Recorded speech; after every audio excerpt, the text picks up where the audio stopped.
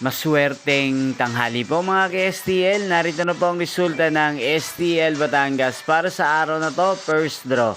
March 13, 2025. Araw ng Huwebes. Naway ang mga natayan niyo pong mga numero kanina ay manalo nawa ngayong tanghaling ito, 12 PM. Kaya kunin niyo na po ang inyong mga tickets.